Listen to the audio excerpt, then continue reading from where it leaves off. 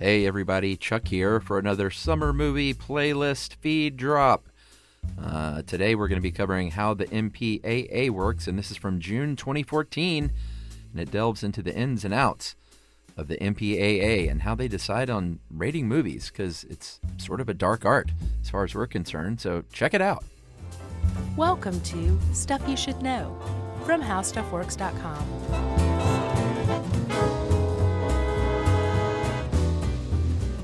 Hey, and welcome to the podcast. I'm Josh Clark. There's Charles W. Chuck Bryant and Jerry. But where's Waldo?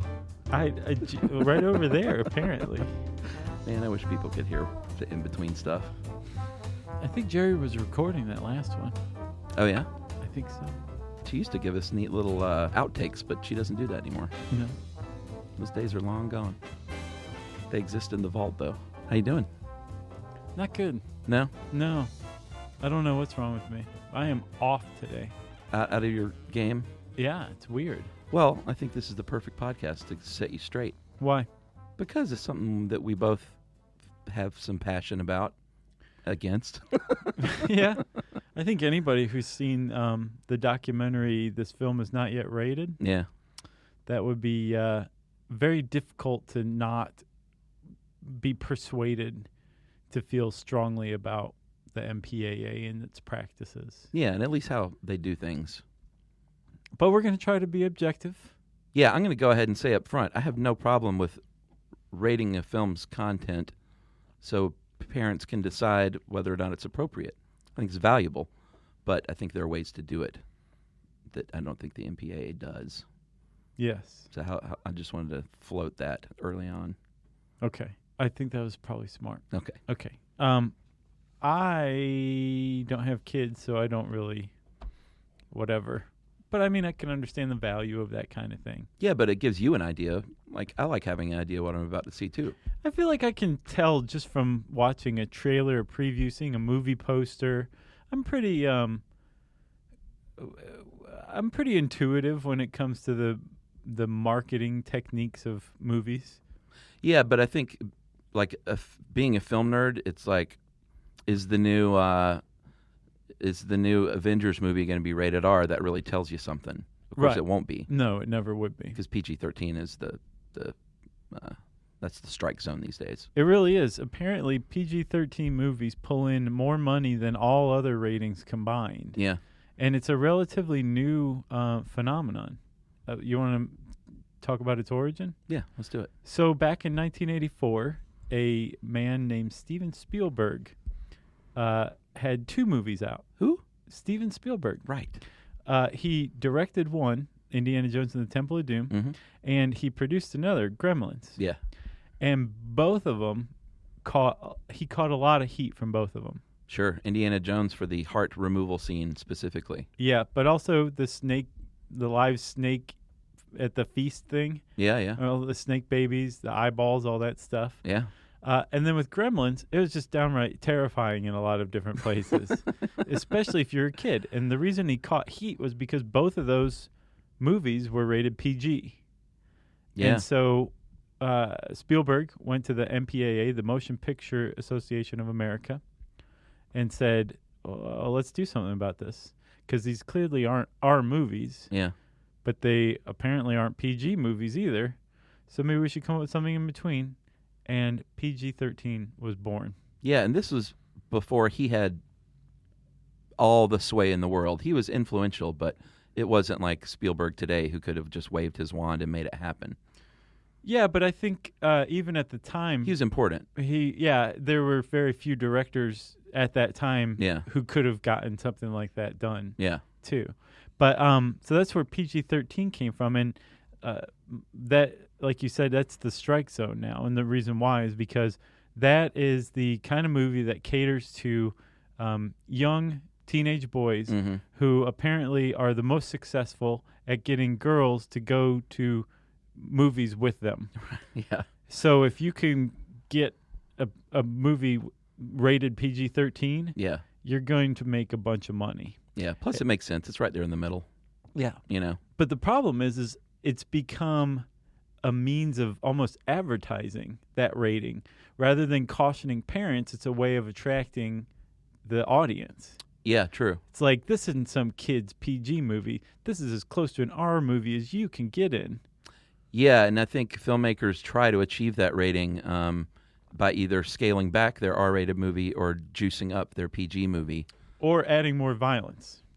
Because apparently PG-13 movies have tripled in violence over the last few decades. Yeah. And they now have, according to one study, more violence than their R-rated counterparts. Yeah, and different kinds of violence that you didn't used to see. Yeah. You know? All right, I guess we should go back in time a little bit. Let's. Is it Wayback Machine? Sure. Let's go way back in time in Hollywood.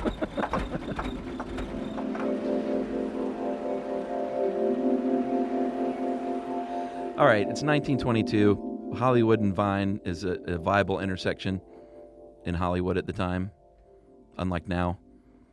Although people are going to say, no, they built that area back up. Yeah. And that is when the MPAA was born, in the early 1920s. Yeah. And at the time, it was up to local authorities or your state or your municipality to either stamp something as moral or immoral. There were no ratings on movies, and thanks to a guy named Will Hayes, who was the first president of the MPAA, he installed the Hayes Code and said, you're either going to pass or fail. It's either going to be stamped immoral or moral. Right, and the reason Will Hayes, who was the MPAA president, came up with the Hayes Code, which was really extensive. Yeah. It was like, if you talk about the government, it always has to be good. Sexuality has to be repressed, and just basically and hetero. How you think about all movies from the 30s and 40s. Just squeaky clean, basically. Sure. The division between good and evil is very clearly defined, and the good guy always wins. And if you didn't fall into that Hayes Code, like you said, your movie would be stamped immoral. But the whole reason he came up with this code was because local municipalities could pass their own obscenity laws, and that could be bad for business. So, as in not even get your film exhibited. Right. So remember in the ACLU episode where we're talking about that one movie that New York, just the Catholics said, no, you can't show that here, and the ACLU went to work getting the Catholics beaten in court. Right, even though it was just a bad movie. It had nothing to do with. Well, I mean, it did, but it shouldn't have been shown because it was so terrible. Was it bad? I don't remember. Yeah, I mean, it was supposed to be not very good. Okay. But it happened. That kind of thing happened a lot. Local towns said, no, we're not going to show that movie. So Hayes figured out if Hollywood policed itself, then they could control what movies came out, and therefore everybody could make a bunch of money. That's right. And that's the point of the MPAA. They're the lobbying arm of 6 major Hollywood studios. Yeah. They work for them. Yeah. Well, yeah, that's one way to say it. But it's just those 6 too, isn't it? Well, yeah, I mean, there's definitely an argument these days that independent filmmakers have a much rougher time with the MPAA. Yeah. But most of the indies too are eventually distributed by the majors anyway. I got you. You know what I'm saying? Okay. So flash forward a bit in our Wayback Machine to the 1950s. Things changed a little bit after World War II. Mm-hmm. And people, I guess the easiest way to say it is people loosened up a little bit and didn't mind certain elements in their entertainment any longer. Yes. A big example of this article uses Frank Sinatra got an Oscar nomination for playing a heroin addict in The Man with the Golden Arm, and that couldn't have happened in the 1940s. No, millions of people hadn't died in World War II yet. That's right. I imagine that kind of loosens you up as far as seeing curse words and stuff in movies goes. Yeah, that's not a big deal. World War II is a big deal. Right. Get your haunches down. Exactly. Yeah. That was the big one, the big first crack to the Hayes Code. Yeah. And then there were, I think that you said he won an Oscar, right? Yeah, it was a really good movie. That kind of opened the floodgates so that by the end of the 50s, you got Some Like It Hot, and Tony Curtis and Jack Lemmon are dressed like women hitting on Marilyn Monroe. Yeah. And at that point, it was pretty obvious the Hayes Code was dead. Yeah, I mean, they weren't passing the code, but they were still getting released. So once something is subverted like that, it's dead in the water. Right. So there was a that was fine for a little while. I think the Hays Code just kind of fell to the wayside, and people were releasing movies without any kind of moral or immoral stamp. But the rating system, as we understand it today, hadn't come about yet. Yeah. So it's kind of a limbo period until 1968. And a store owner in New York with the last name of Ginsburg got busted for selling nudie mags to 16-year-old boys.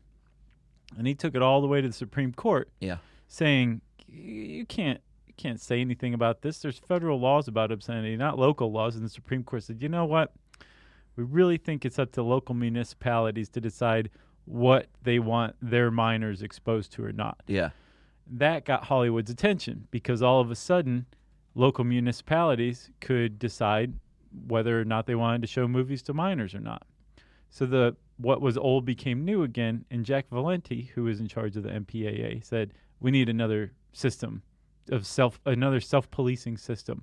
And he came up with the rating system that we have today. Yeah, and he, Jack Valenti was the head of the MPAA for close to 40 years, and he initially, the intention was to stop censorship because he feared that the movies were going to start being censored locally.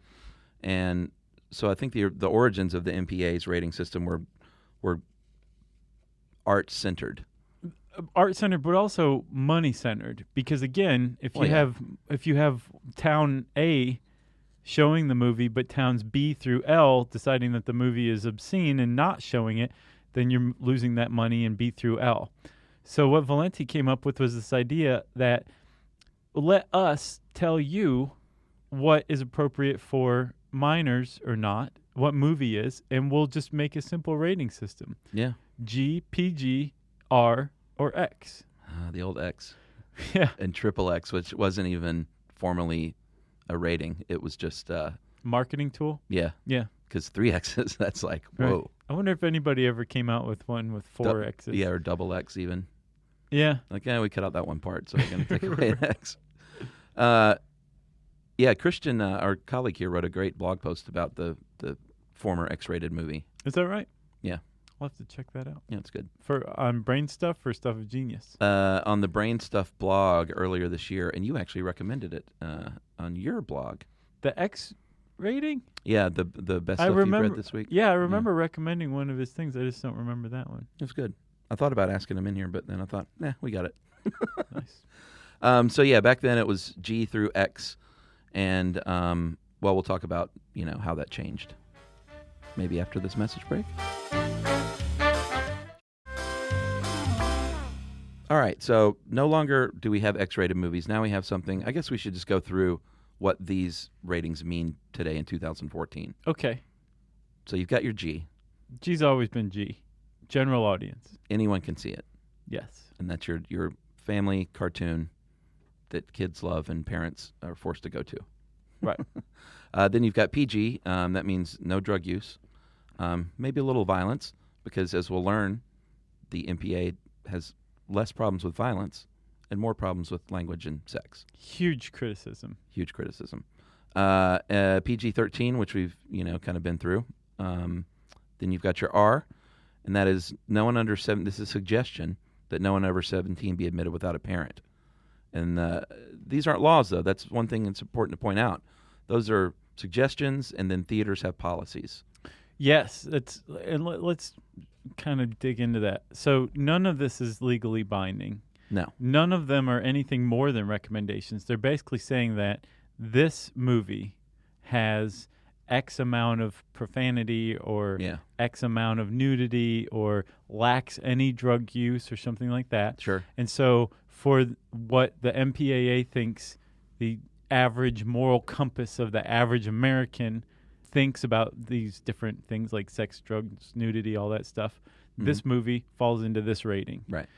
And again, it's not enforceable. You don't even need to have a rating to release a movie. But if you want to get your movie in theaters, there's basically no theater chain out there right now, no major theater chain out there right now that will show an unrated movie. Yeah, it's a completely voluntary system to submit your film to the MPAA Ratings Board. But it's de facto. But you have to do it. Yeah.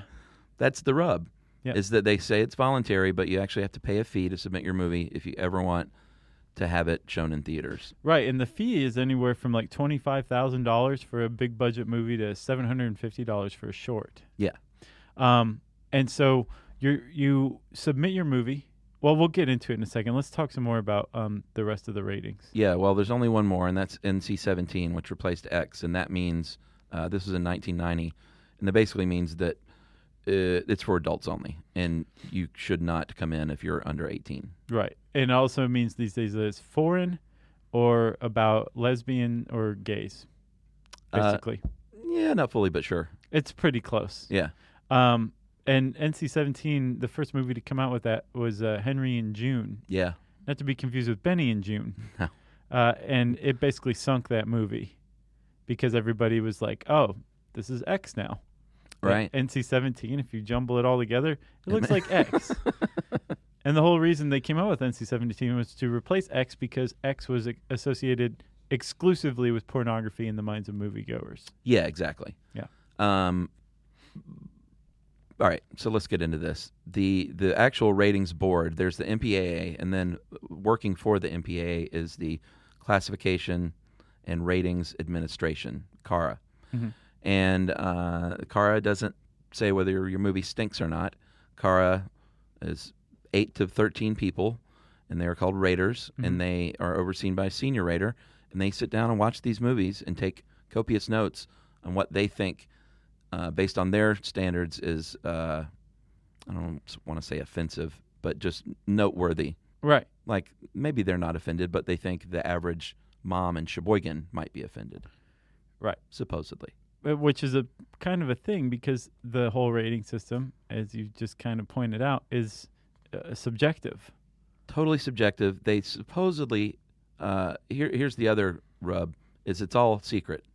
Right. You can find out a federal judge's name and address, but you can't find out who a rater is for your films. It's all conducted in private. None of this stuff is released. Yep. And that's one of the big rubs in that documentary and with filmmakers in general is it's all, done behind closed doors. There's never any explanations provided. These people are supposed to have kids between ages of 5 and 17, but many of them do not. Right. Either have kids at all or have kids that are older than 18. Yep.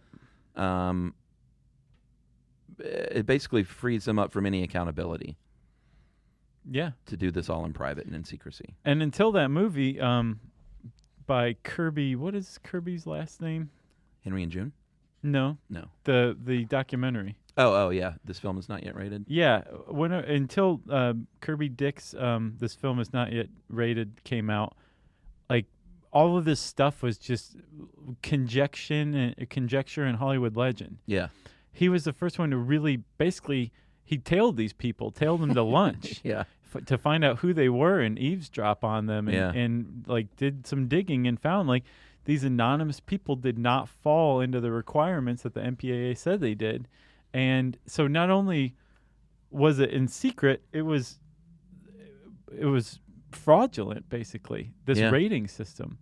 So according to the standards, you submit your film, this group of people, this anonymous group of people watch it, they rate it, then they come together and vote on a rating, and then they pass their vote along to a senior rater who talks to the movie's distributor, director, or producer, and says, here's the rating, here's why we rated it like this.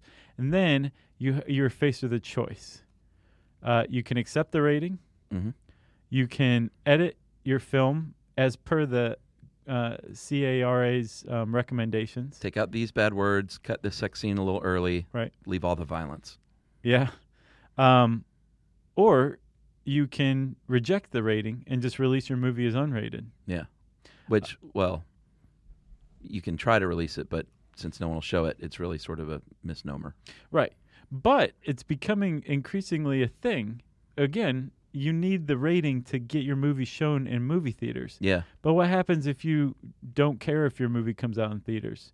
Video on demand? Yeah, or just releasing it to the internet? No, I'm curious about that, how that's going to change the landscape. Well, right now, it's a huge threat to the MPAA because all of the power they wield is found in this rating system.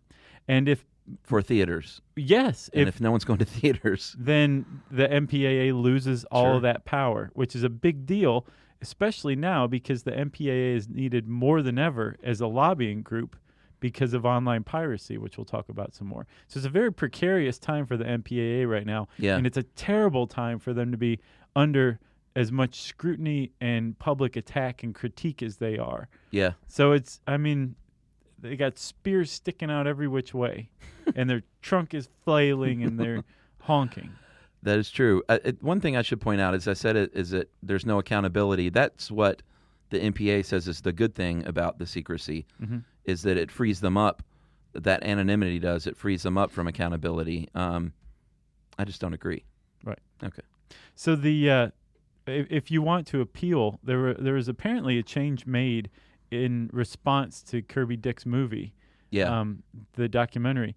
Before, if you were appealing your rating, which is very difficult, it almost never was done.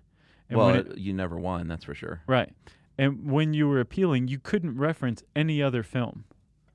It was totally done in a vacuum, which is pretty preposterous. Yeah, like, that's the only way to be able to tell. It's like, wait a minute, if you said this about this, then why not this for my movie? Right.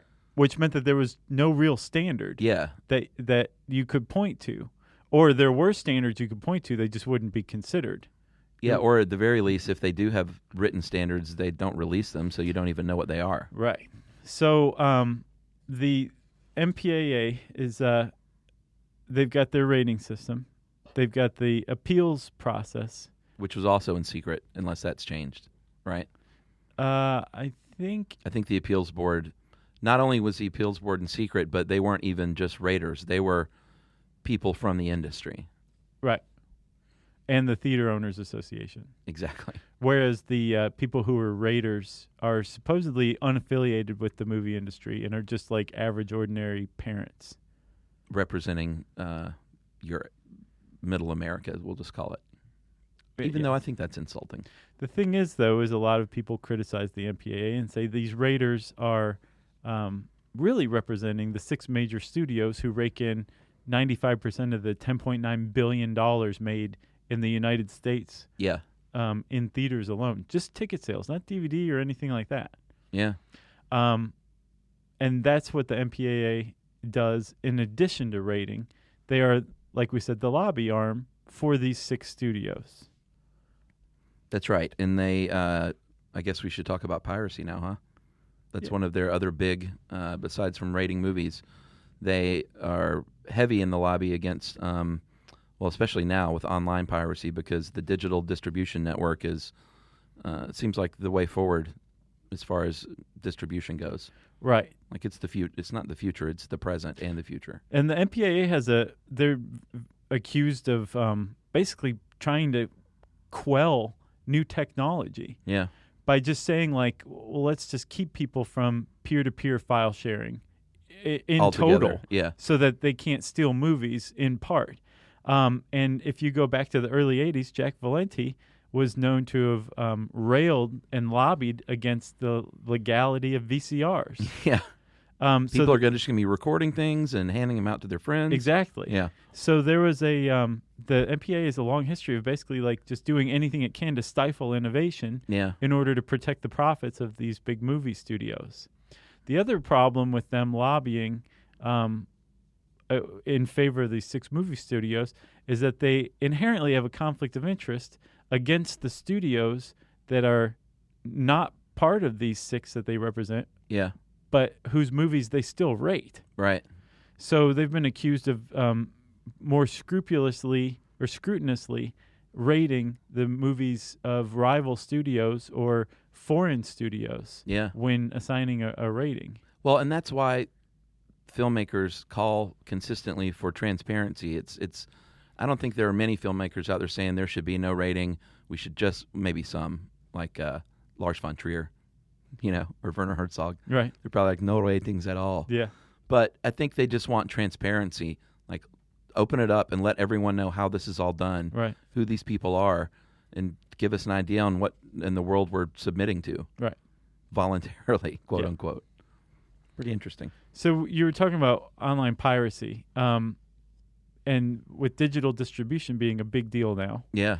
the MPAA is needed more than ever because they have to lobby Congress to fight online piracy at a time when more and more people are distributing online and going around the MPAA. So it's losing its power, right? But it needs its power more than ever. So like we said, it's a precarious time for the MPAA. Yeah. And they tried a few things. They were successful with the, what was the first one in 2000? The digital... SOPA? No, the Digital Millennium Copyright Act. Oh, right. Which basically, that up until then, it wasn't a federal crime to share movies on peer-to-peer networks. Right. That one did it. And they got that passed. The MPAA lobbied and got that passed. Yeah, they've cracked down on camcorder recording. Yeah.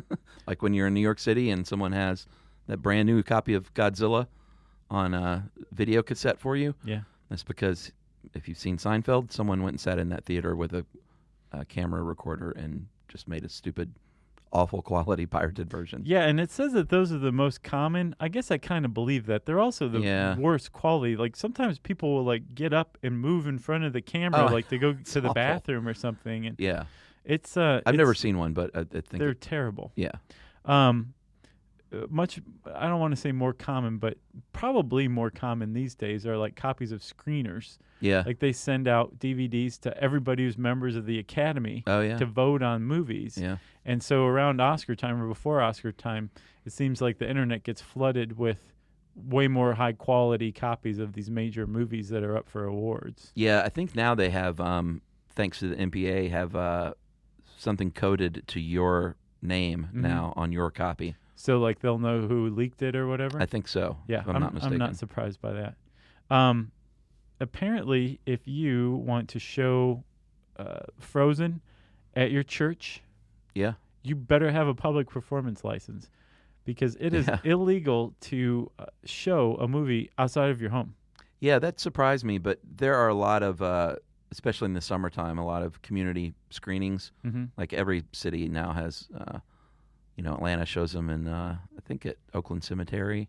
Mm-hmm. And some other places in New York, they have them all over the place. Sure. And technically, they're supposed to have a license to do so. I'm sure they do, the big ones. Yeah, the big ones I'm sure do. But like at your community pool, when you want to show E.T. and... the feds could come kick the gate down around the pool and arrest everybody. I bet they don't love HBO these days because, HBO Go. Yeah. People steal that. They're just like, hey, dude, what's your login? Oh, right, yeah. And HBO came out, and they're like, who cares? Yeah, people are watching it. Yeah, they're like, go watch True Detective. Maybe you'll sign up for HBO. Yeah. Because you liked it. Or maybe you'll just support the show, period, on social media. Yeah. Even though you're getting it for free. Like, we're making enough money, basically. Yes, and that's something that a lot of people say, film industry, we don't really feel that bad for you. Yeah. Sean Austin, sit down. Because you guys made $10.9 billion in America in ticket sales alone in 2013. We don't feel that bad about this whole conundrum that the MPAA is facing. What's right Sean now. Astin's deal? Was he one of the voices? Or? Yeah. Oh, okay. Yeah. I don't think I knew that. Yeah, he was, I can't remember there was like a whole kind of push, an anti-piracy push a few years back. And he was the face of it? Part of it, yeah. Yeah, and he looked really mad about things, too. Rudy. But speaking of piracy, I remember there was a story that came out recently. It was, if you think about it, at first it's like, wah, wah, but then if you really kind of lend it some thought, it's really disturbing. Yeah. There was a report of prisoners at a prison being shown pirated movies. And some of the prisoners were there for pirating movies. Oh, wow. And really think about the injustice behind that. Yeah. Like, that's just crazy town. Imagine if you've been, like, selling counterfeit furs and you go to prison and all the guards are wearing counterfeit fur coats. That'd be pretty swinging prison. It'd be weird, but it would also be unjust. Yeah. Yeah. True. But in relation to this, it's just more and more widespread. Every day it feels like it's a losing battle, I think, that the MPAA is fighting right now. Well, I think I read somewhere today that I think they might release a few of the Raiders' names per film. Not all like 13. Right. But I need to look that up again because I don't know. I don't see the why releasing a 3 out of 13 names does anybody any good. It does zero good. Yeah. And speaking of doing zero good, there's kind of a new attachment to the rating system that they have now. It's called check the box. Yeah. And it's basically a brief description of why a movie is like PG-13. Yeah. So it'll say like intense sci-fi action or something like that, or some drug use. Yeah, that kind of thing. And some critics of the MPAA say it's just basically like shooting a laser beam into like a 15-year-old boy's brain. Yeah. Like brief nudity. Come see it. Right. It's PG-13. Check it out, kid. Yeah. And I think a lot of people are looking at it like it's just kind of a disingenuous advertisement, right. Cynical advertisement, because the MPAA is accused of not regulating or even potentially directly marketing to kids under the age of the movies that are being advertised. Yeah. So like you're seeing a lot of ads for like R-rated movies on websites that are like very popular among like the 17 and under crowd. Yeah. There's a lot of tie-ins for PG-13 movies with like kids' toys. Yeah. For kids who are under 13. And so there's like this idea that the MPAA is supposedly serving America's moral compasses. Yeah. But really at the same time, they're undermining that morality that they're supposedly defending. Yeah. By marketing and exploiting kids. Yeah. That'd be like a cigarette company having a cartoon animal as their mascot. Can you imagine? That'd be weird. Well, one thing about the subjectivity of it and the fact that it is a closed book and filmmakers don't even know, how to tailor their movie to achieve a certain rating. Mm-hmm. I mean, to within a certain degree, but they've learned how to manipulate it because there is no set standard. If you watch that film is not yet rated, and you've heard plenty of stories over the years about filmmakers intentionally putting in things that they never intend to be in the final movie. Oh, yeah. Just to sort of distract from some of the other things. So they'll shoot something kind of really outrageous to get the MPA's raters' haunches up, and what they were never going to keep that part anyway. Right. So they're subverting the system because there is no set standard. Yeah. And they're just the stuff they want to keep in is comparatively exactly more palatable. And if you don't have the set standard where you can go and I wonder what those sheets look like on the interior, Mm-hmm. I mean, that's the great mystery. Yeah. Surely they have their own interior standards. They're not just like, oh, watch it and see what you think. Well, they have group discussions too. Man, I'd love to sit in on those. So I read another criticism of the MPAA is that the difference between PG-13 movies and R movies these days is the profanity and the sexuality. That they're similar in violence, if not more violent in PG-13 movies, and that this is kind of messed up. That the MPAA has very little problem with violence. Yeah. But when it comes to bad words or sexuality of almost any nature, except for women being objectified and men being gratified, yeah, then the MPAA suddenly puckers up. Well, yeah, a woman receiving sexual gratification or a homosexual couple. NC-17.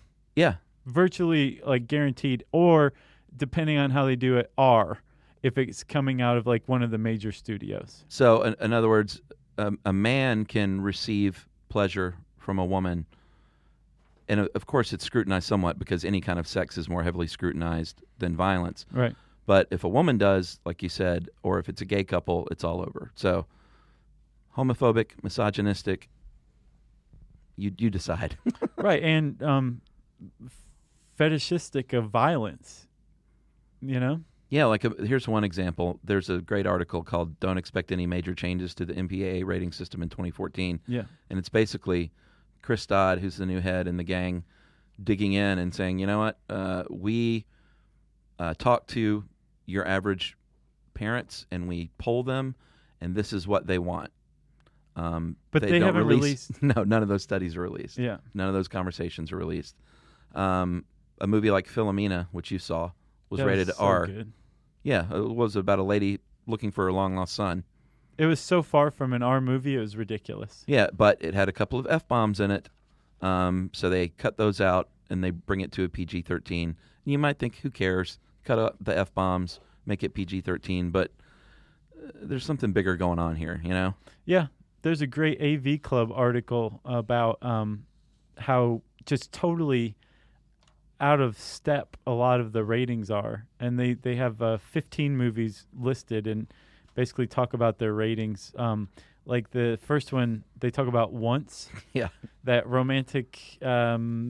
it wasn't like a romantic comedy, was it? No, I would say it was bittersweet. Just a modern-day romance told through music. Right. It wasn't a musical, but there were a lot of musical numbers. Highly inoffensive. Love story. Yeah. Very sweet movie. It had the same rating as Hostel 2, which is basically torture porn. They both got the same rating. Yeah, we should read this first line from the AV Club. In early summer of 2007, 2 films were released with R ratings. One featured a scene where a naked woman is suspended from a ceiling, while another naked woman slashes her with a scythe and bathes in her blood. The other featured 2 Dublin musicians singing songs together, falling in love, and opting not to act on it. Like, there was never any sex scene. They didn't even get together, really. No. They're both rated R. Both rated R. Because of profanity. Rushmore, rated R, for the scene at the end where Max is putting on the play, the Vietnam play, and there is a shot of a couple of little kids looking at on the set. There's some Playboy centerfolds up in the locker, like on the Vietnam set, and it shows these little kids like looking at those, like a 12-year-old would probably do. And it got an R for that. Got an R for that. Happiness. Todd Solondz, one of my favorite movies of all time. Yeah. They tried to give it an NC-17 rating, and he said, you know what? I'm not cutting anything. You can just go take a long walk off a short pier, is what I think he famously said to them. Yeah. And he released his movie as unrated. Oh, really? Yep. I don't think I knew that. Way to go, Todd Solondz. Or if you're looking at some serious homophobia, the great 1989 movie and longtime companion features no real sex acts at all, nothing explicit. In fact, the AV Club says it could show on network TV today with just a few alterations. But it was about a gay couple, and so it got an NC-17. Yeah, there's something called Afternoon Delight, which was a movie about a woman who hires a gigolo. Yeah. And it apparently is heavy on the woman receiving sexual gratification. It got an R rating. Yeah. It got an R rating after apparently the director cut a lot of stuff out. And the director said, what the hey? Yeah. After Wolf of Wall Street came out. Like, have you seen this movie? With like some very graphic apparent sex scenes between a man and a woman. Yeah. But Leonardo DiCaprio is the one enjoying it the most, so it's fine. It's an R. Right. Blue is the warmest color. Yeah, last year that a teenage lesbian love story. NC-17. Yep, got a lot of attention. And there were some theaters that allowed high school age kids to go see that anyway. Because again, this isn't law. It's not binding. It's up to the theaters. Yeah, it's just so strange that such a small group of people have such influence on such a large industry. And yeah, in secret. The more you dig into it, the more conflicts of interest arise, and the more arbitrary the standards become, the more blood boiling it is. I highly recommend you go read some stuff like Rated R for Ridiculous by Kirby Dick, his little op-ed about the MPAA. That one U.S. News and World Report article you wrote or suggested was good. I wish I wrote it.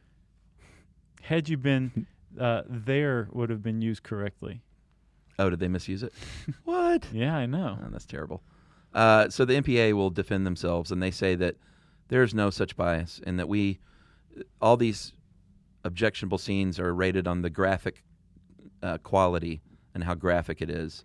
But if you just look at you'd have to be a dummy not to see these correlations. Right. And the fact that they don't seem to care that much about violence in this age where, I don't know, does it influence people to go shoot up a school? Who knows? Did you see that John Oliver quote that's going around? Yes, but what was it? It's like somebody unsuccessfully tries to carry a bomb onto a plane in their shoe. We all take our shoes off. Oh, right. There's like 30-something school shootings after Columbine, and absolutely nothing's changed. Yeah. Or the Onion article that's going around too now is this is something that can't be prevented, says the only country where this kind of thing happens all the time. Something like that. Huh. I'm paraphrasing. Oh, yeah. That's the Onion. Yeah, good stuff, MPAA. Keep fighting the good fight. Yeah, go check out, just go start reading up on it. It's funny how much we just take this stuff for granted, but when just start digging just slightly beneath the surface, at the very least, see this film is not yet rated. It's really good. Yeah. Really engrossing. And, for every 100 documentaries that come out, 5 of them are, really great. Sure. Most of them are pretty good. Some are terrible. So any really good one is worth seeing just in and of itself. Agreed. If you want to learn more about the MPAA, type those letters into the search bar at howstuffworks.com. And I said search bar, so it's time for listener mail. I'm going to call this Wild Parrots. Josh mentioned in the Tattoo podcast that he had heard parrots like to hang together when free. And I wanted to burst in the podcast booth and tell you about the wild parrots of San Francisco. I'm not going to get into it except to say that over the course of my life, the parrots in San Francisco were a sort of living legend that one would occasionally get the privilege of spotting now and then. However, about 3 years ago, I moved in with my aunt in the little San Francisco suburb of Brisbane, and apparently the famous flocks of parrots were also making their home there since it was warmer and less windy. These parrots were often hanging right outside my bedroom window, which is pretty amazing. Or no, she says amusing. I say it's amazing. But also somewhat annoying, especially since my first son was just a little guy then and a very light sleeper, and these suckers are loud. That is true. They are very loud. Also, guys, I'm sending you the link to watch the preview of the 2003 documentary, The Wild Parrots of Telegraph Hill. So I didn't know that was a documentary. I've heard that. Yeah. I've heard of that before. I never knew what it was about. Amy, I will check that out. Thank you. Thank you for writing in. Yeah, thanks a lot, Amy. If you have a documentary recommendation, we are always interested in those. Heck yeah. You can tweet them to us at SYSK Podcast. You can post them on Facebook.com/StuffYouShouldKnow. And you can send us an email to stuffpodcast@howstuffworks.com. And as always, join us at our home on the web, the beautiful StuffYouShouldKnow.com.